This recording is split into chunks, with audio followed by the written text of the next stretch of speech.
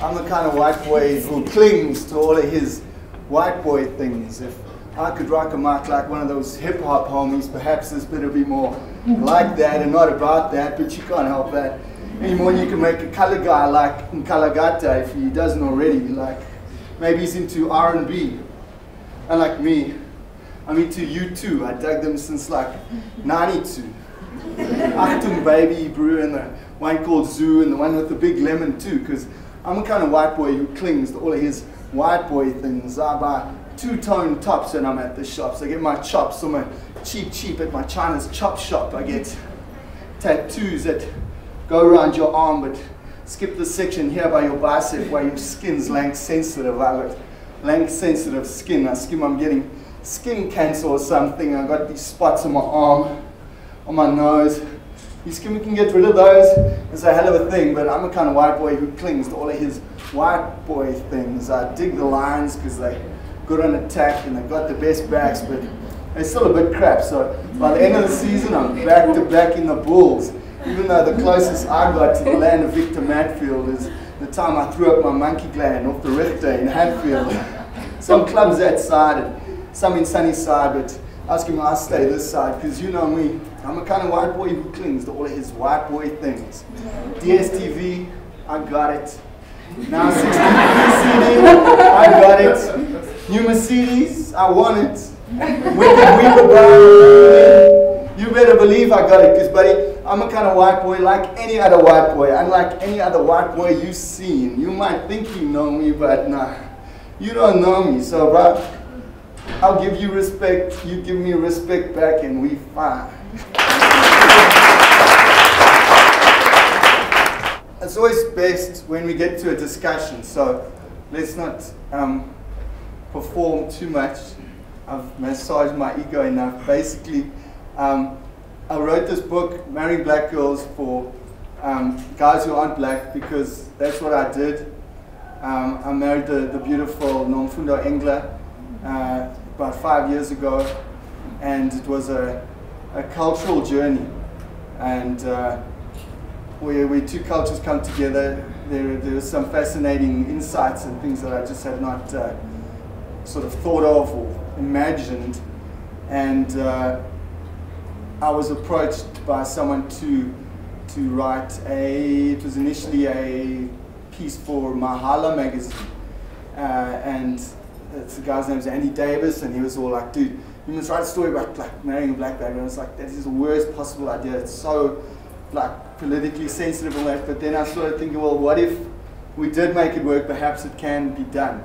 So then I revisited these experiences of mine, and in doing so, it was fascinating. It was immensely humbling, which the process itself always is, because you come at something like that with all of your cultural baggage, and in order to really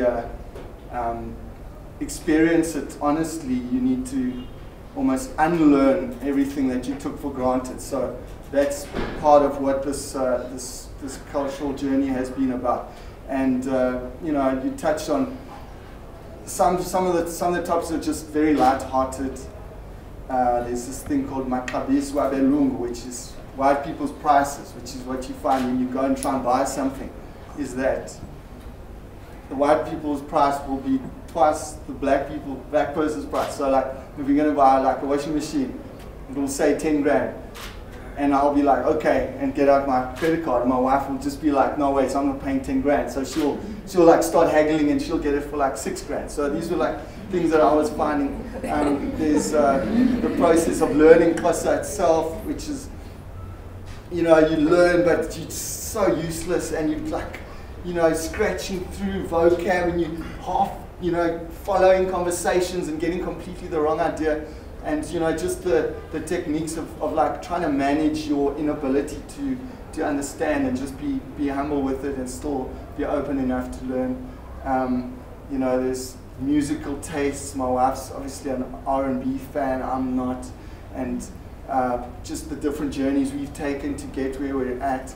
So I mean, there's fascinating journeys that I've had to embark on, but the most fascinating has been having a child, which is now a young girl named Lisa, and she's now about 14 months old. So that is sort of like a kind of crystallizing of these two cultural inputs, and then trying to decide how you know, for instance, what culture is she? It brings up the question of race. Is she the, like, I mean, there's 3-year-old kids in the playground saying, you know, is she colored? And you got to actually formulate some kind of answer, you know, and you're like, no, she's black and she's white, and you just get this, like, you know, that's not going to fly in this playground. I don't want to know. It's like I was saying now, there's like, you know, people have got their little Trivial Pursuit wedge, and they've got 6 blocks, and they want to put them in, and they're like, so which one is it? You know, is it black, white, coloured, Indian? You know, and it's a South African trend. We want to categorize everybody, and it does help us navigate our society, but in effect, none of those categories are really accurate. So they perhaps do need to be kind of re-evaluated. But that's just off the top of my head. As I say, I think the best insights would come from a discussion, and by all means, anything critical you've got to say, I'd love to hear it, so that we can, you know, reach some new kind of insights, and so should we just kick off the debate and at least the discussion, and see where we go from there. Okay. Thanks. I'm Portia, you've already heard that. Can you all hear me? All right. I really would like to commend Hagen on his writings, and I think we can all benefit from it. Black or white, married or not married. What I like about it is that he's very honest, and I think that's what lacks from us, where it's very difficult for us to say our experiences as they are, and I think that's what makes us stuck or find it a bit difficult to overcome challenges in life. Challenges meaning, I mean, going back to our sense of identity. Who are we? I know he talks about things like the born freeze, and I think you've been hearing a lot about the born freeze. And culture is something that is man-made. So it's something that sometimes we'll say we're referring back to our ancestors, we're referring back to how we were brought up and stuff like that. But again, are we looking at the times? Are we going with the times? And if that's what we're doing, then what is culture?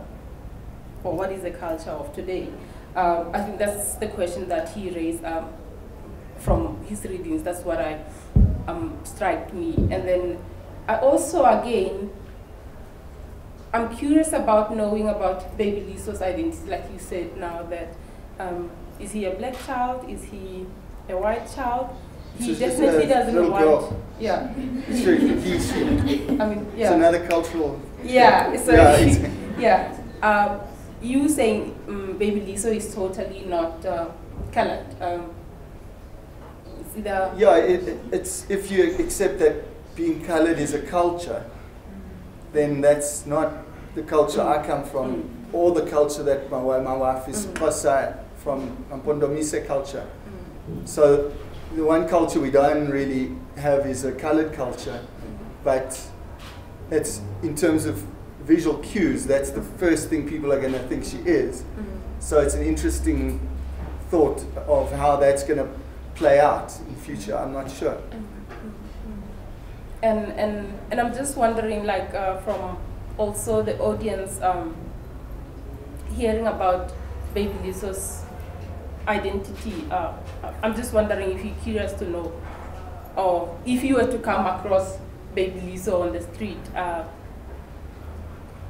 what were you going to do? You see, because there's this guy on Twitter named Tabo99, and Tabo Mopiring, I think his name is a bit of an intellectual, but so I got into a big debate with him. I was saying, no, she's not colored, because she looks colored, but she's not. And he was saying, bro, it doesn't matter. The way people think of you is what you are. He was like, you can rationalize it any way you want, but if people see you as white, then you're white. But then, that's another perspective, you know. If you look at, you know, people are people through other people, then you know, if everyone thinks you're something, does that mean that's what you are? Or, you know, you spend your life trying to deny that that's what you are. Or I spoke about, you know, people who look a certain way and don't, but culturally are something else, can confuse. You know, it's just one of the fascinating aspects of culture is often related to visual appearance.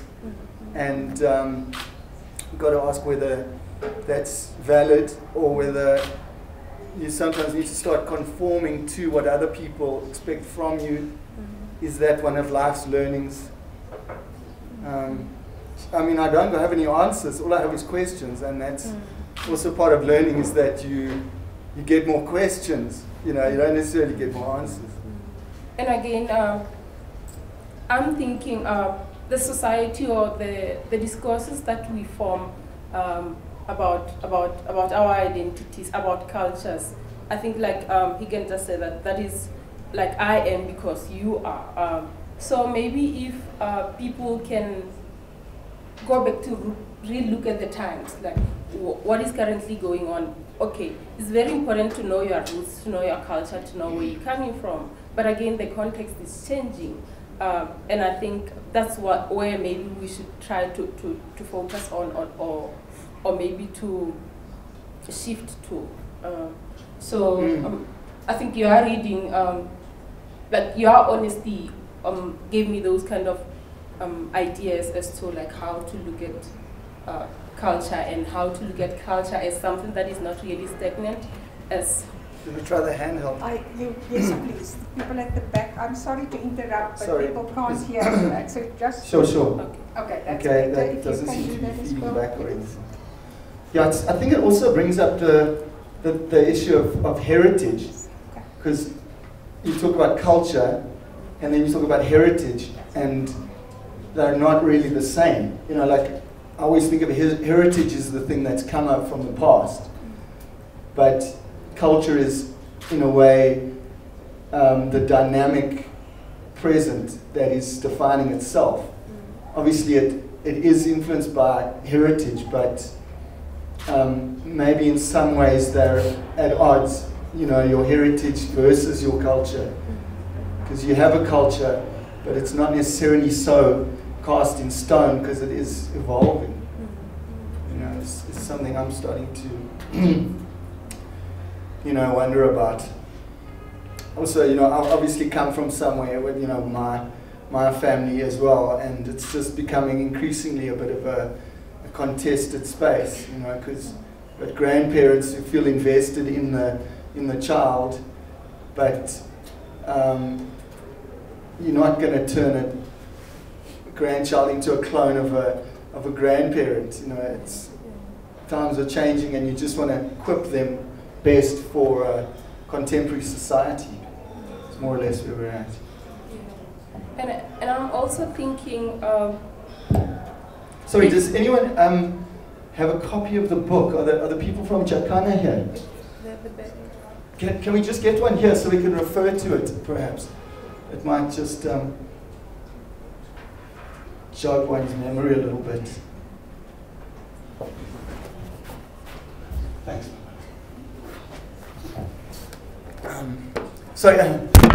Maybe another one. Shoot up here.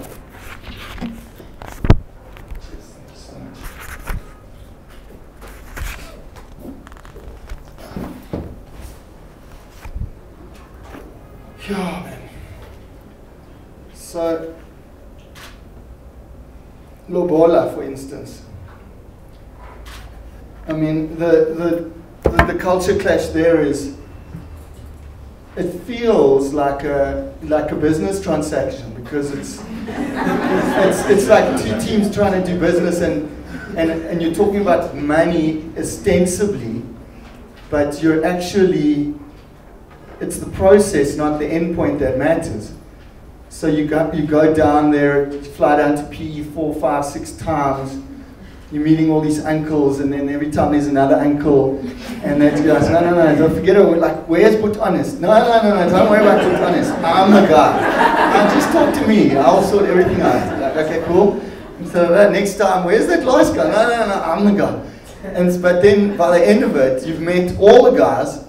and you know all the uncles, and then you're at this wedding and you realize, hang on, I know almost all these guys. And then you realize that's the point. It's so that you meet the family through the process of this lobola negotiation, and then at some point the money thing stops mattering, and it's just to facilitate the wedding and then ultimately the state of marriage. So that was another case of you come in with this cultural perspective, and the process is one of just dissolving those preconceptions till the end, where you understand the process, and then you've almost let go of your culture in that little small process. Yeah, and very interesting, reading from the lobola chapter that you said like you messed up the engagement or something, but like you proposed to baby, you proposed to Nomfundo, and I'm just wondering, what did that proposal mean? Because that was before you met the parents, right? To Nomfundo or to you, what did that mean? And what did the lobola mean to you then afterwards? Because you proposed, you bought the ring, and then afterwards you traveled to the Eastern Cape for the lobola. Well, you see, in a way, the wedding process, the wedding and at least the engagement stopped mattering because I'd already started the process of engaging with her family. And I think the biggest step, the biggest decision I made was like, okay, I'm going to go and meet these people. And then that's when you're, culturally diving into the space, and she's not just a girlfriend anymore, and it's going to get more serious than that. Yeah. I think it's a very interesting question that I ask myself a lot. Like, what does the engagement mean when, say, tomorrow is Valentine's, where your partner comes to you and say, please marry me? And then what does lobola mean and then afterwards? Because from my own just conceptualization of things, it's that isn't lobola for blacks or black people the engagement, and then, but again, that's what I'm saying, let's go with the times. And then what does the engagement mean? And what does the lobola mean? I hope you get my question, and I would like someone to maybe explain that to me. Because mostly I know that the engagement, it's done informally, so where parents are not informed.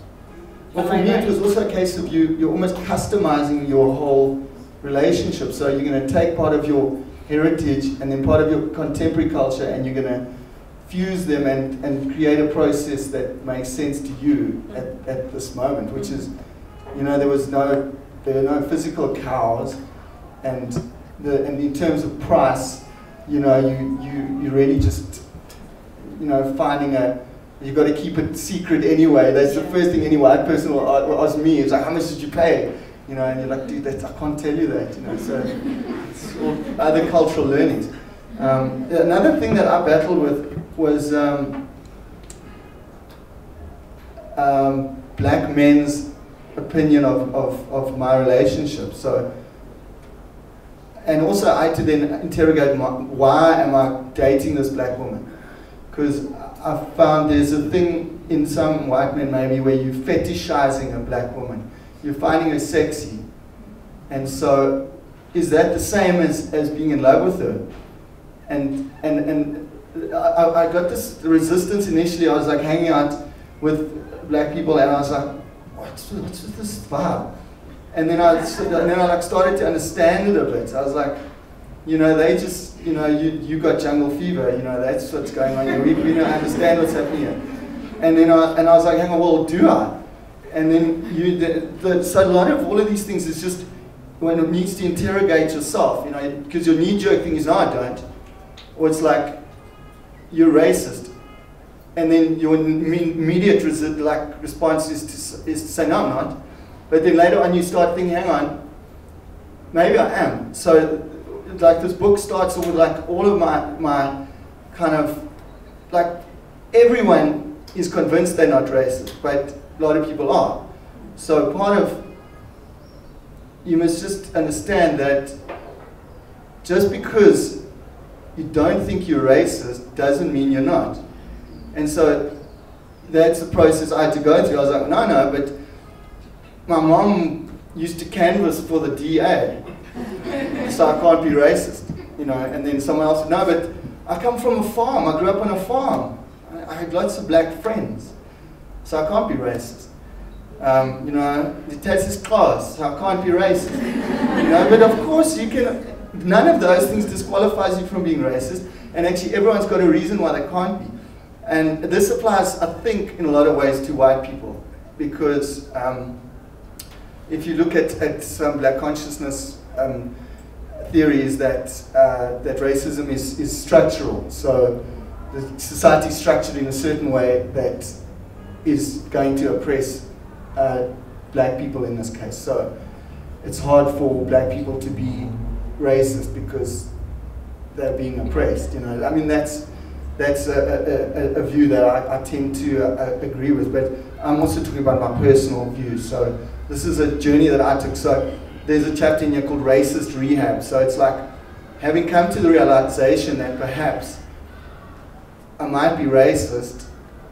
My next step is in rehab. So I'm trying to unlearn that. And that was quite a liberating kind of insight. You know, you come with all this baggage and stuff, and then you just need to start questioning it. And by the time you questioned everything that you take for granted, you almost cut yourself completely loose, and you're like, I don't know what to believe anymore. And then you're almost open to learning from a state of humility, and that was then, you know, quite a liberating situation for me personally. Yeah, I think it's very important that one gets to know who they are, one gets to understand where they're coming from, and then from there, I think you'll have a different lens of, or different way of looking at other people. Because otherwise, if you see yourself like that and you get to generalize that, then everyone is like that because you like that, or because he's a white guy, he's racist. You understand? People should learn to know that he might be white, but he might not be racist. She might be black, but it doesn't mean she's racist. So I think it goes back to your identity and getting to know yourself as an individual before. Yes, I know that you are because I am because we are, but again, you still have that persona as an individual. Yeah. Other thing, I mean, I'd like to actually hear from the floor if anything has sparked a question from anybody. My brother, the lifeguard, how's it going? Fine, thanks. Good. I also did safety. Oh, is it cool? I want to know, like, you know, every marriage has its own up and downs. So I want to know, like, during the downs, didn't you somehow like blame the cultural difference? I can repeat. I'll repeat the essence of your question. He's saying, when marriages have their up and downs, do I blame the cultural differences on those ups and downs and disagreements? And I'd have to say that I do. It's because I think in general a lot of disagreements are cultural. I mean, for us, I'd seen them. I was at a restaurant, go home to PE for the holidays. So, and there was this. So it's what's the ocean basket? Okay, on the beach, awesome. So, but there's an inside and there's a deck, and the deck is overlooking the whole PE bay, and it's awesome. And this group of black people comes in. So there's a white manager, black waiting staff, and a table of black people around, 5 or 6 or whatever. So they come in and they chat to the black waiting staff, and they're like, "Sharp, we want to sit there. There's just some people leaving," so they pull in. Then the white manager sees it happening, and he comes and he's like, "Who said you could sit here?" And they're like, "No, we're sitting here." And he's like, "No, but there's a waiting list." And they're like, "Well, we don't know about a waiting list." He's like, "This isn't your house." And they're like, "Well, here we are, we're here now." He's like, "Well, we're not going to serve you, there's a waiting list." And they're like, "Well, we're here." And I was like, that is just cultural, like, culture clash right there, you know. It's like, because this guy is like condescending on them, and so they're like just putting their heels in, they're like, bro, we're not going anywhere. And there's this cultural hierarchy in the restaurant, and he's the big waiter, but they didn't, you know, they want to speak to the black dude because they just feel more comfortable. And that's the whole spiral of misunderstanding that creates the showdown. And if everybody had come at it with a bit more like understanding and mutual respect, then it probably wouldn't have happened like that. You know, and like in our case, it's things like the way my mom speaks to my wife is just, maybe it sounds like the way a white woman speaks to her maid.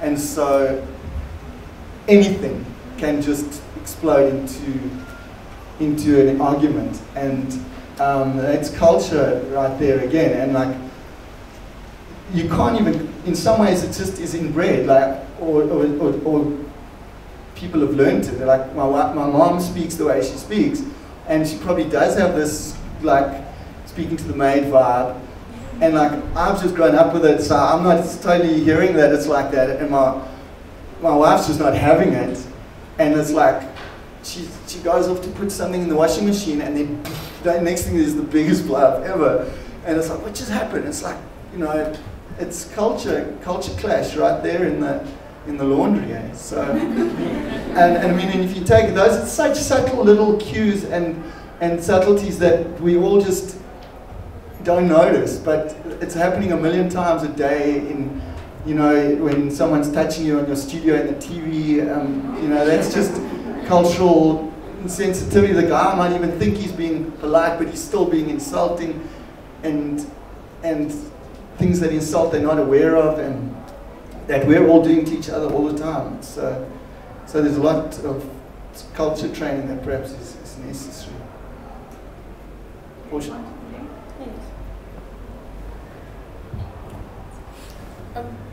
Like when I was thinking of the answer to the gentleman, I was thinking, is it only cultural differences that are causing the ups and downs in the relationship, or also personal differences? If you were to take out the fact that you're from different cultures, the fact that you're from different backgrounds, perhaps also different, I mean, personal differences are there. But no doubt. Yeah, one might think it's only cultural differences, but maybe personal differences are also there, because even within marriages or relationships of the same culture, sometimes there are those ups and downs. Whether you both black, but there are always those ups and downs, and what causes that? It's your values, it's your personality as an individual. So I don't think it's only culture. No, you're probably right. As a psychologist, you probably know better than me. The lady with the anchor on her shirt, there on the left. Please stand up.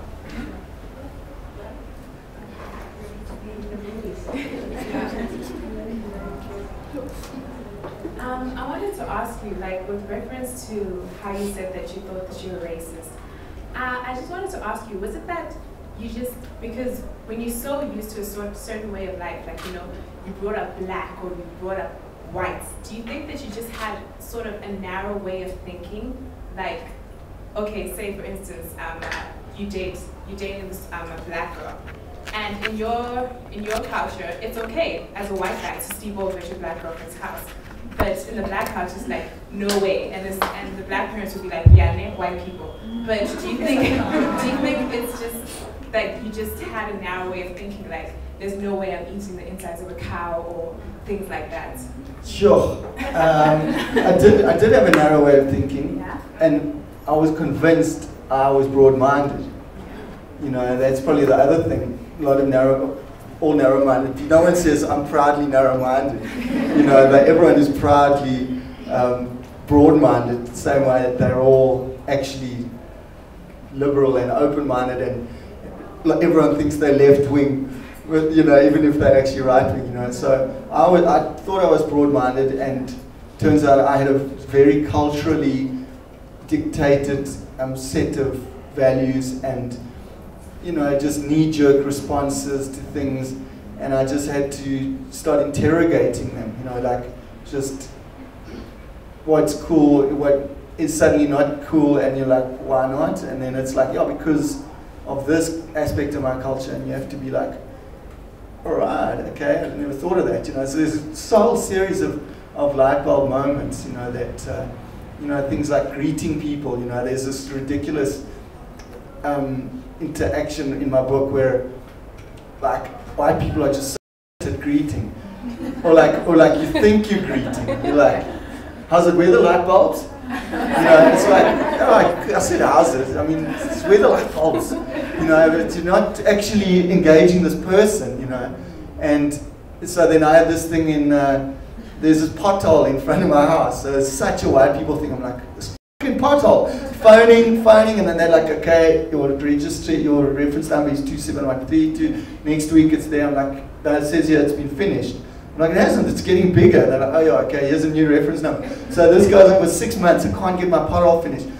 Filled in, you know, me in the city, and I'm just, my head's boiling. Eventually, I like look over the wall, and there is a team from the city of Joburg fixing the pothole.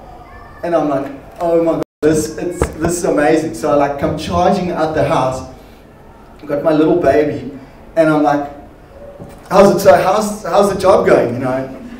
And this guy just, you know, there's like 4 or 5 of them, and it's 2 women and 2 men, and the like blackest, most hardcore looking guy just looks up and says, good afternoon.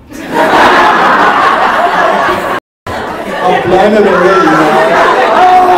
I was like, I didn't greet, but I sort of greeted, and the closest people were like the women workers. I was like, I can check in this thing, the actual, those 2 O's, and I didn't really greet them properly.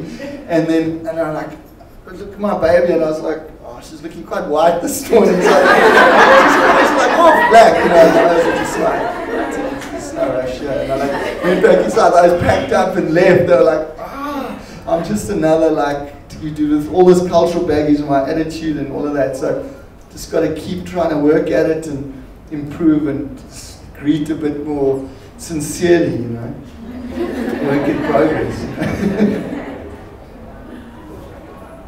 Yeah, there's another one where I'm like, I end up in Zanzibar, and we like managed, so we'd be shooting bikini girls in bikinis, so we like speak to this tour guide guy, and he's like, yeah, and it's lovely, and it's on the beach, it's beautiful palm trees. So we're like, okay, sweet. So we like go, and we spend a whole week there, and we're like, okay, I'll stand there by the palm tree, sweet, okay, put your bum out, yeah, and take some with the top off like this, you know. And then it's like, one day this lady comes up to me, and she's like, so, have you spoken to the chief?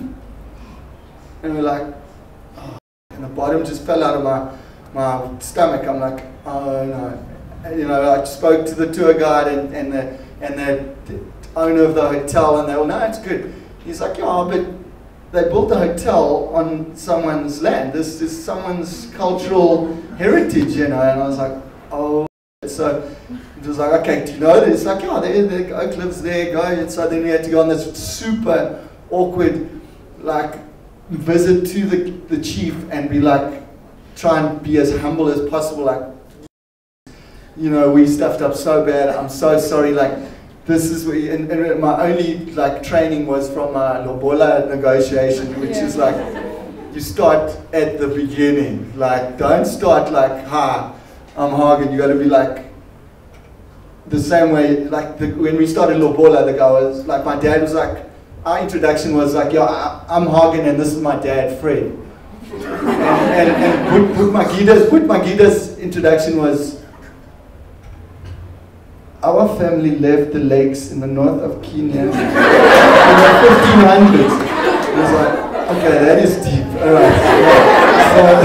So then I was like, alright, when I met this guy, I'm like, okay, hi, you know, we come from South Africa, we work on a magazine, the magazine is for men, so because it's for men, it's part of men like to see girls in bikinis, so like all the way through, and he's like, no, we saw you, we've been watching you, you know, like, and the whole way I'm just like, oh, you idiot, why didn't you think of it, you know, so again, just cultural insensitivity, and then I'd bring her right up to speed, and we're so ignorant to not have come and asked you, and I'm so sorry, and you know, if you're cool, you know, can we still complete our thing? And he was magnanimous enough to, you know, to allow us to do that. So that was another, you know, cultural learning. And it sounds like you're really doing that quite well. I mean, Well, we try. Yeah. It's a work in progress. Yeah. And that's why I keep on saying, I think some of the things we need to relearn and adapt to the new context, or adapt to, like, if you're willing to. It sounds like he's getting a bit open-minded as time goes.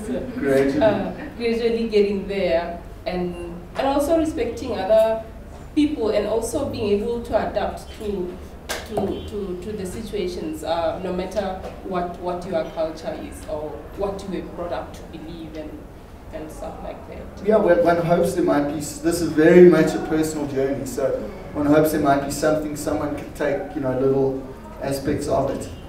Anything?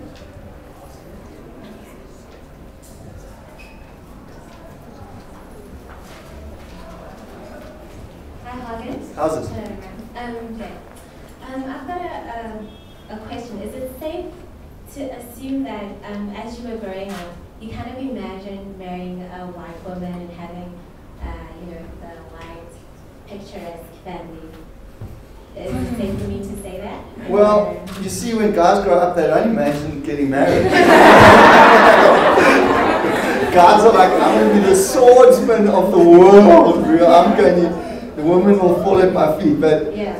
I mean, the first few women I dated were white women, so initially it was a very white picture, yeah. So I guess what I'm trying to get at is, I mean, you know the cultural baggages and heritage baggages, and you can almost foresee that if I marry a black girl, it's going to be kind of a different story.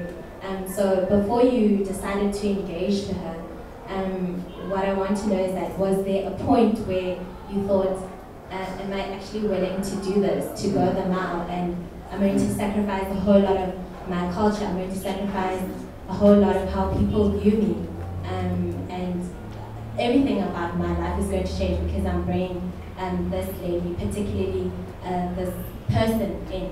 Like a point of no return type of thing. Yeah. So it's not, so I guess what I'm asking is, did you come to that point where you think, do I want to do this or not? And you did, and then you married her, obviously.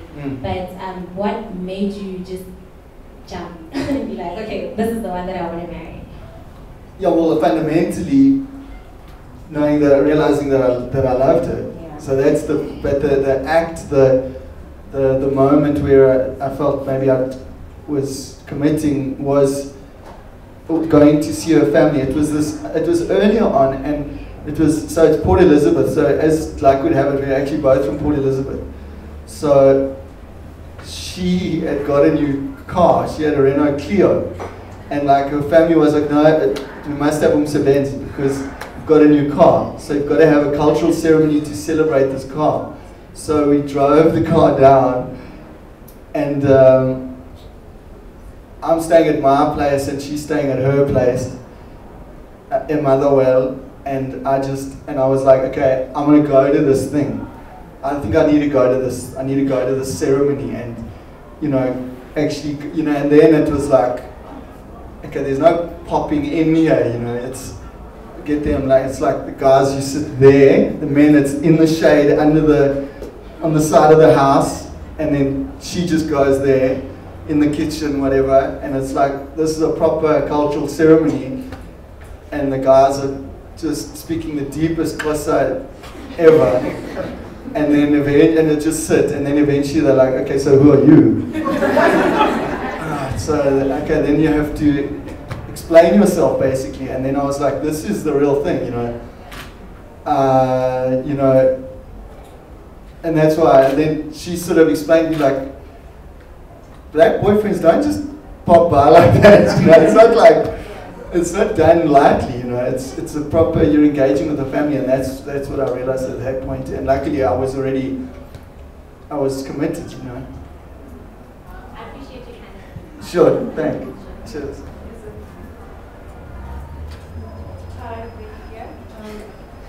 Hagen, Yes. when I came here tonight, I told you that I don't know anything about you. I bought your book now, so Thank I you. read it. I'm just curious to find out how did you come up with the name of the book? You know, every day I'm walking in the library and seeing from the screen and reading the, Yeah. and it's still very strange. the Strange. title. So I could have named it more straightforward. Yeah, But shorter. yours is like a catchy title, so Kitsch, how yeah. did you come out with that? Okay, well, initially, as I say, it was commissioned by a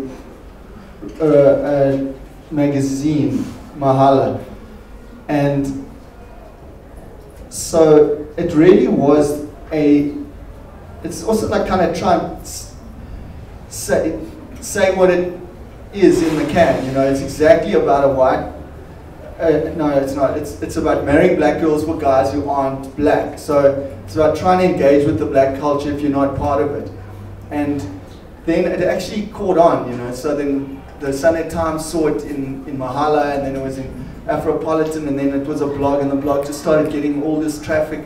And so in a way it became a brand of its own, and it was, when they wanted to adapt it, it was like, you know, let's just keep it. We tried. Then the publisher was all like, hey, don't you want to make it like something about black chicks? And then I was like, no, but that's like politically not cool. And then we started trying to dismantle it, and it was like, and it's too big and unwieldy. And then we just made peace with it, and we're like, look, it's too long, but that's part of what is going to make it work. So I appreciate it. It is unwieldy and it looks weird, but in the end, the designer made quite a nice sort of design solution. I see this font comes from Black is Beautiful, oh, Black Like Me.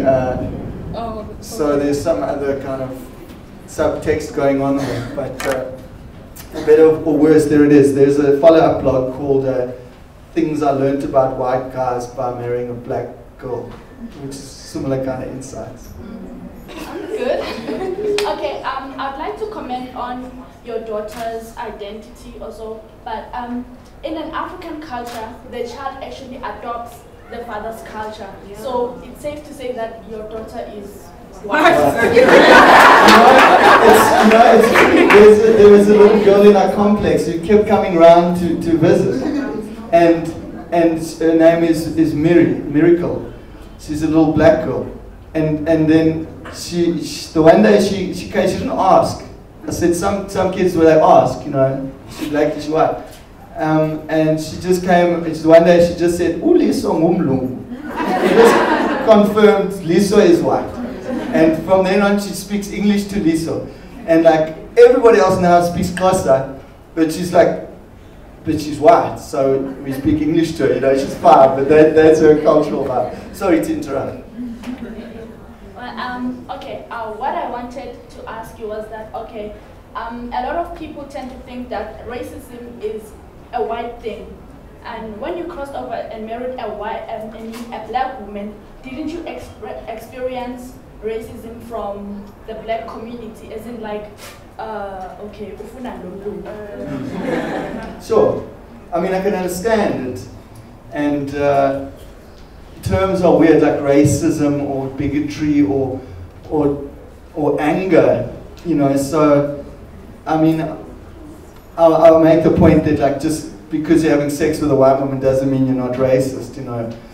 And so, because some of the worst forms of oppression involve, like, you know, sex across the color bar or the color line or whatever. So I can understand if black men are angry about it. So whether it's racism though, I don't know.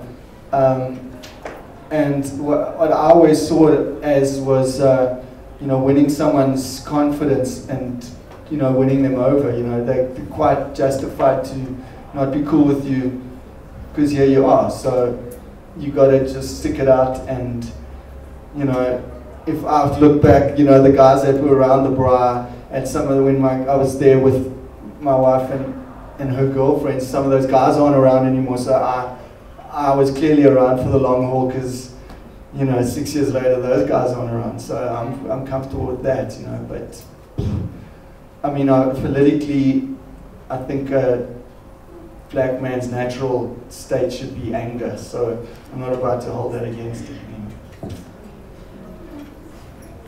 I have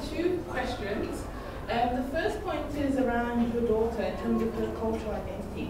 I think, in Europe, people refer to as mixed race. And I think, do you think that South Africa has to come to a point where you see more and more mixed people from different cultures marrying and having children, having to come up with at least identifying that and actually having a term for it? Probably. Because, as I say, it doesn't fit the natural categories, and as South Africans, we got such a like almost irresistible urge to categorize everybody, and like I even get it, and I'm just the most basic white guy, but the guys are like, no, just because here you are with the white girl, so are you from here?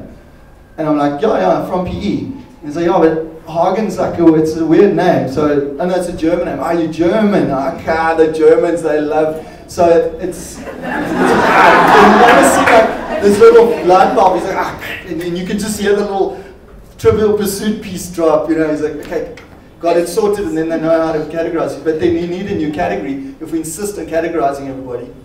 Like my best friend's brother, he's black and he's married to a Taiwanese girl. So it's a mixture of different areas where you're finding this question of what is a person's cultural identity and what tick box do they? Yeah, in a way it's unfortunate, but in another way it just is the way it is. And then the second question, what do you feel is the most difficult cultural issue that your wife has had to deal with in terms of marrying a white man?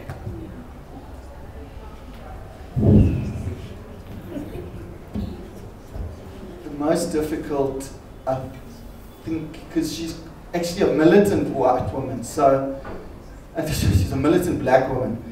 So there's a sort of understanding that if you're with a white guy, you're a bit whitish. You're a bit DA. You're probably white. Probably white DA. Coconutty. She's not. She's like red beret. It's like it's like she's terrible. I kind of get it because I come around to her way of thinking. Because it just is. There's political oppression on top of economic oppression, and it hasn't changed, and it just is the way it is.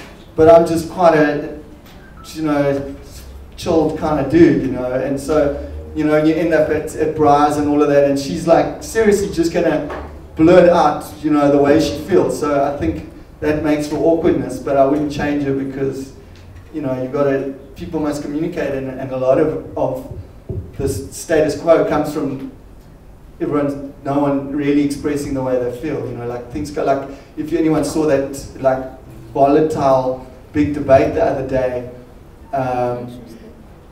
Tuesday I think, yes, it was angry and it was almost violent, but I was like, these are people being really honest, they're like really saying how they feel, and it was really open wounds, and like that's what needs to happen if we're ever going to really understand each other, is need to be brutally honest. My question is, how do you find diverting from your conflict to your wife's culture? That's a good question. Well, I'm not too sure I have diverted, to be honest. I was prepared to try just about everything, but I just found that maybe my stomach is racist. Ulusu is like what is it? It's tribe. I can't get past that. And like there's like that furry bit on the inside. It's like carpet, but it's all like. I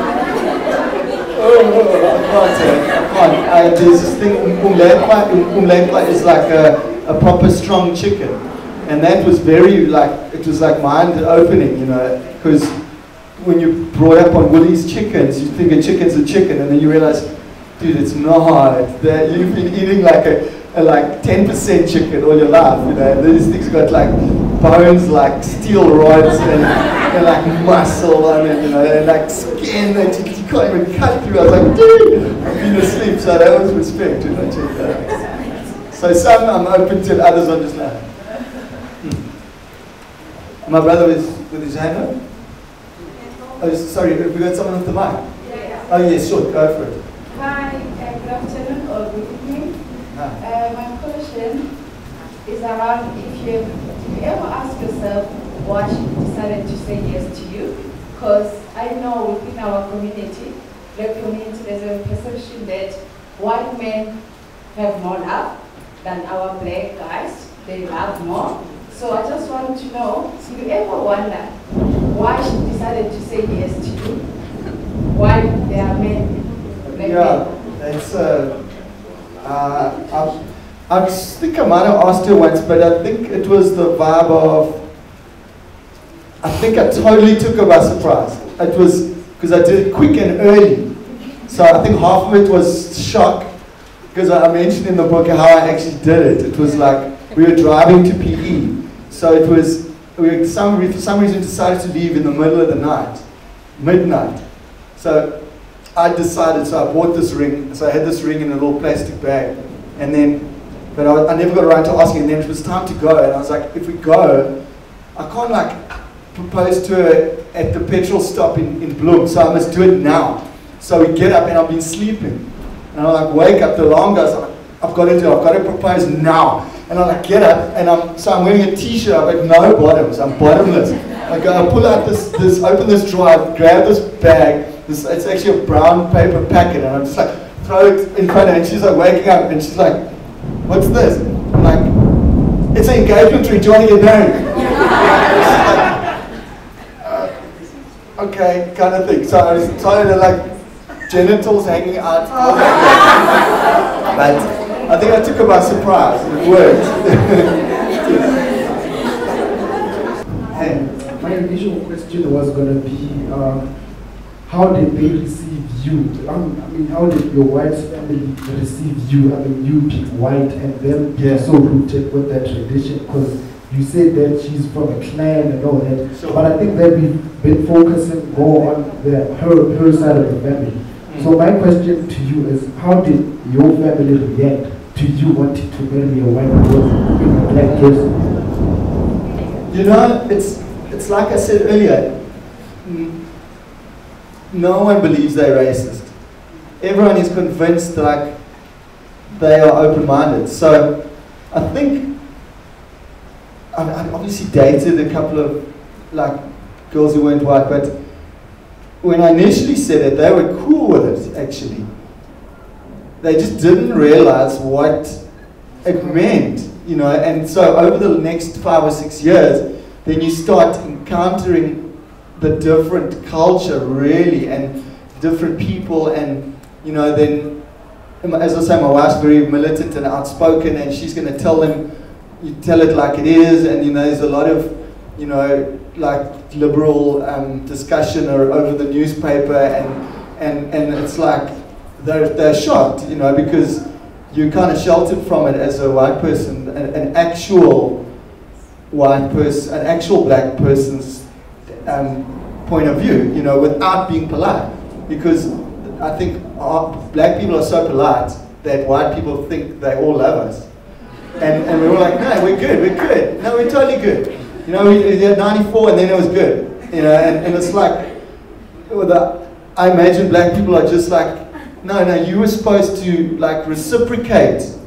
You know, we had a peaceful settlement, and then you just didn't give anything, and then you still haven't given anything, and so that's sort of what I find a bit of white people sometimes just shocked a bit, that they're not as loved as they thought, you know. So that was some of the things that my parents are going through now sometimes, you know.